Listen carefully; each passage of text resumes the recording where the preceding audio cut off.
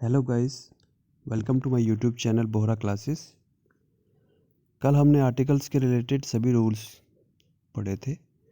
जितने भी रूल्स थे उनको आर्टिकल्स को कैसे यूज़ करना है और कहाँ कहाँ पे आर्टिकल्स को यूज़ नहीं करना है, उसके रिलेटेड हमने कल रूल्स सभी पढ़े थे।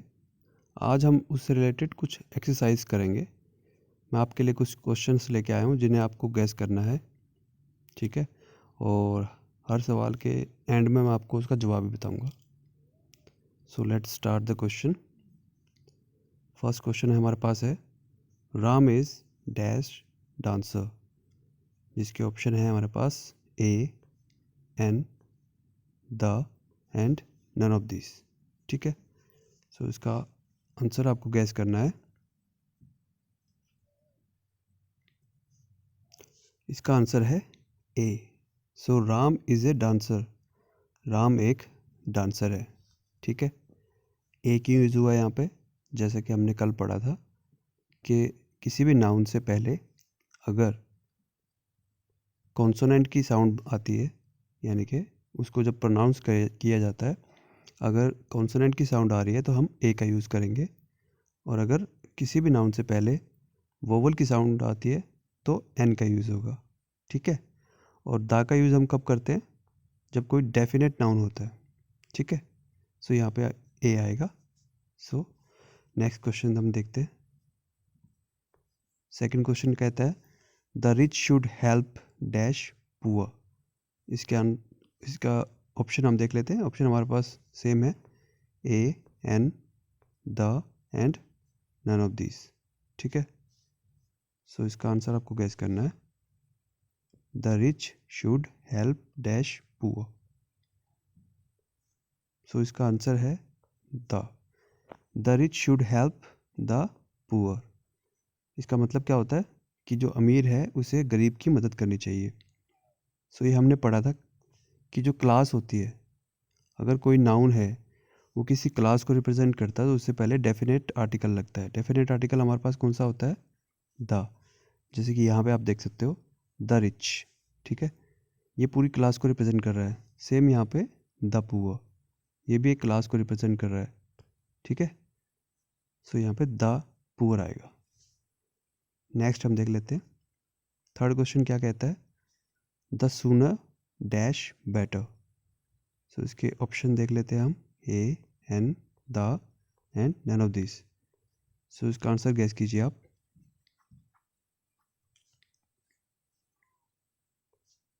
इसका आंसर हमारे पास होगा द सूनर द बेटर, ठीक है। यहाँ पे हमने जो कल रूल पढ़ा था उसमें हमने पढ़ा था कि जहाँ भी कंपैरिजन होगी, ठीक है, वहाँ पे डेफिनेट आर्टिकल द का यूज़ होगा। द सूनर द बेटर, यानी कि जितना जल्दी हो उतना अच्छा, इसका ये मीनिंग है, ठीक है। सो यहाँ पे डेफिनेट आर्टिकल द का यूज़ होगा। चलिए नेक्स्ट क्वेश्चन देख लेते हैं। फोर्थ क्वेश्चन क्या कहता है? She is dash weaker of the two sisters, ठीक है। इसके ऑप्शंस देख लेते हैं, a, an, the and none of this. So इसका आंसर गेस करना आप लोगों को।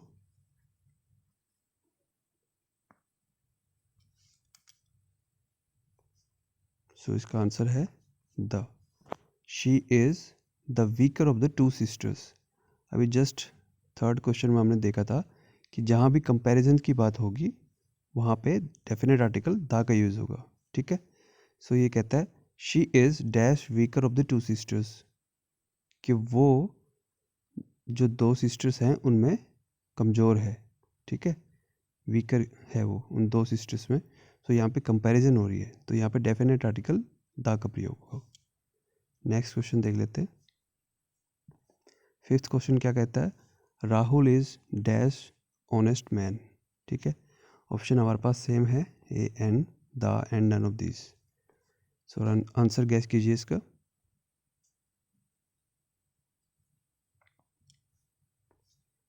सो इसका आंसर आएगा एन, ठीक है। सो ये बेसिक सा क्वेश्चन था।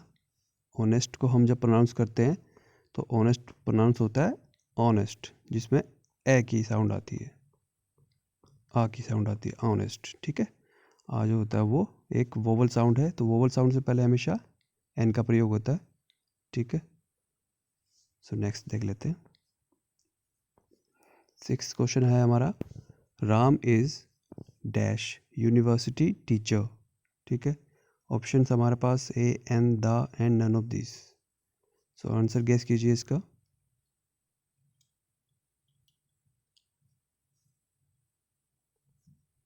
सो इसका आंसर है ए।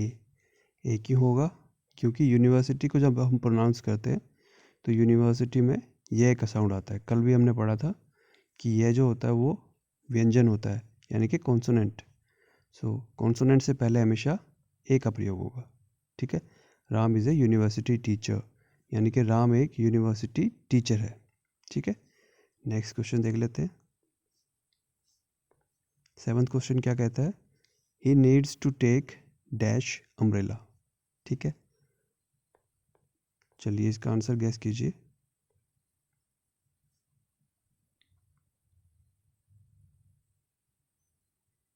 सो इसका राइट आंसर है एन।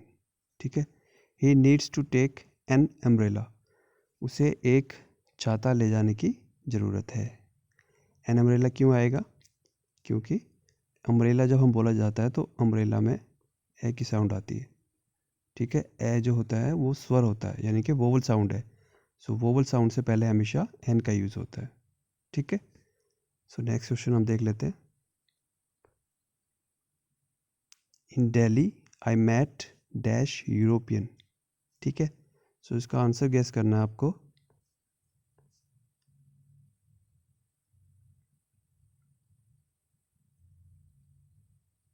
तो इसका राइट आंसर है a. In Delhi I met a European.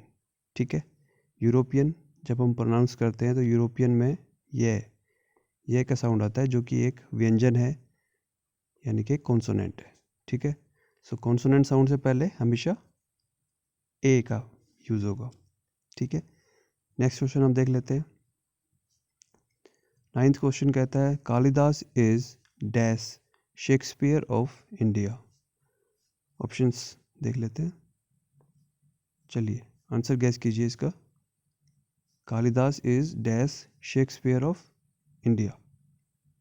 तो इसका राइट आंसर है the. Kalidas is the Shakespeare of India.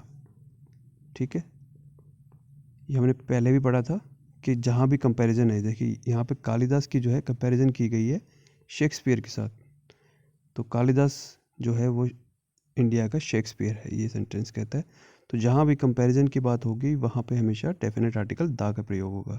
ठीक है, नेक्स्ट क्वेश्चन हम देख लेते हैं। 10th क्वेश्चन कहता है, dash Marathas are hard working. चलिए इसका आंसर गैस कीजिए।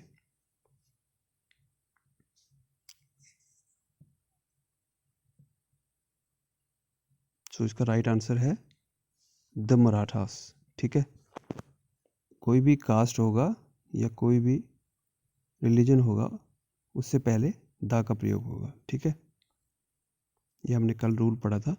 सो the Marathas are hard working. ठीक है, नेक्स्ट क्वेश्चन हम देख लेते हैं। Dash God is omnipresent. ठीक है, इसके ऑप्शन है a, an, the and none of this. चलिए इसके आंसर आपको गैस करना है।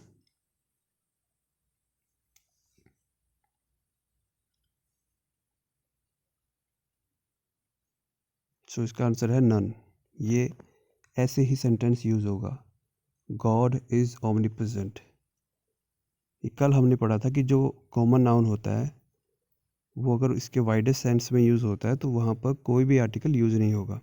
ये 3-4 वर्ड्स हैं, जैसे हमने कल भी पढ़ा था, जैसे कि गॉड है, ठीक है, हेल है, या फिर हेवन है, या फिर एक वर्ड और होता है जैसे पार्लियामेंट है।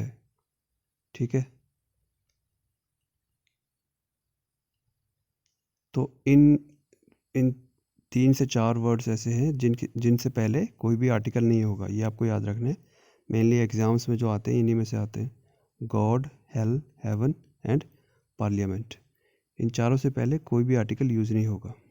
ठीक है, नेक्स्ट क्वेश्चन हम देख लेते हैं। 12th क्वेश्चन कहता है dash honesty is the best policy. ठीक है, चलिए इसका आंसर गैस कीजिए आप।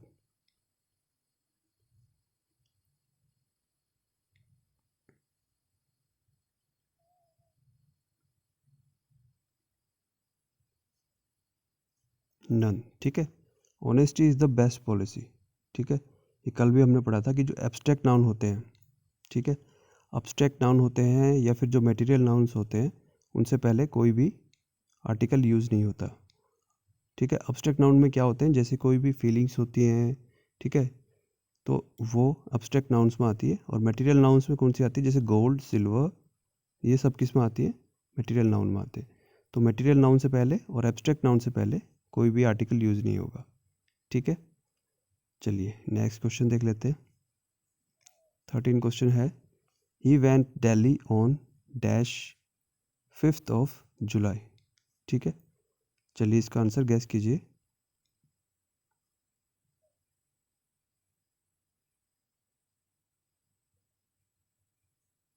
तो इसका आंसर है द। कल हमने रूल पढ़ा था कि डेट जो भी होंगी, डेट से पहले हमेशा द का यूज़ होता है, डेफिनेट आर्टिकल का यूज़ होता है। सो इसका बनेगा answer he went Delhi on the 5th of July.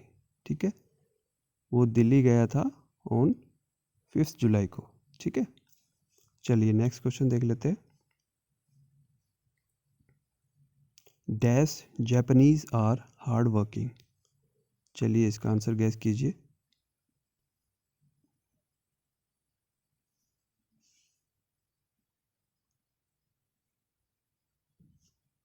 सो इसका आंसर है the Japanese are hard working. ठीक है, यहाँ हमने पढ़ा था कि कभी भी कोई भी अगर लैंग्वेज है वो किसी नेशनैलिटी को अगर शो करता है तो उससे पहले हमेशा डेफिनेट आर्टिकल का यूज़ होगा। ठीक है, अगर यहाँ पे जापानीज़ लैंग्वेज की बात होती तो उससे पहले दा नहीं आता, बट यहाँ पे जापानीज़ जो है ये जापान के लोगों के लिए रिप्रेजेंट कर रहा है, यानी कि जापानीज़ लोगों की बात कर रहा है। सो नेशनैलिटी जहाँ भी होगी वहाँ पे डेफिनेट आर्टिकल दा का प्रयोग होगा। बट अगर जापानीज़ एज ए लैंग्वेज बात होती है, कहीं पर भाषा के रूप में अगर इसको यूज़ करेंगे तो वहाँ पे दा का यूज़ नहीं होगा। सो यहाँ पे आएगा the Japanese are hard working. जो जापानीज़ लोग हैं वो बहुत हार्ड वर्किंग है, बहुत मेहनती हैं। ठीक है, चलिए नेक्स्ट देख लेते हैं। नेक्स्ट क्वेश्चन है ही गेव मी डैश एडवाइस। ठीक है, सो इसको देख लेते हैं। चलिए इसके आंसर गैस करना आपको।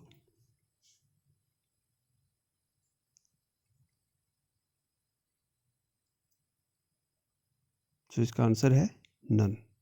ठीक है, ही गेव मी एडवाइस, ये प्रॉपर सेंटेंस है। कल हमने रूल्स पढ़ा था कि जो अनकाउंटेबल नाउन्स होते हैं, ठीक है, उससे पहले कोई भी आर्टिकल का यूज़ नहीं होता है। ठीक है, और अगर जो ये अनकाउंटेबल्स नाउन्स होते हैं इसको अगर हमें काउंटेबल बनाना है तो इनसे पहले कुछ सर्टेन वर्ड्स थे, कुछ मतलब वर्ड्स थे, उनको यूज़ करके हम इनको काउंटेबल बना सकते हैं। जैसे इसी सेंटेंस को अगर हम देखें, इसको अगर काउंटेबल बनाना तो कैसे बनाएंगे, इसका सेंटेंस बनेगा he gave me a piece of advice. ठीक है, या पीस ऑफ इंफॉर्मेशन।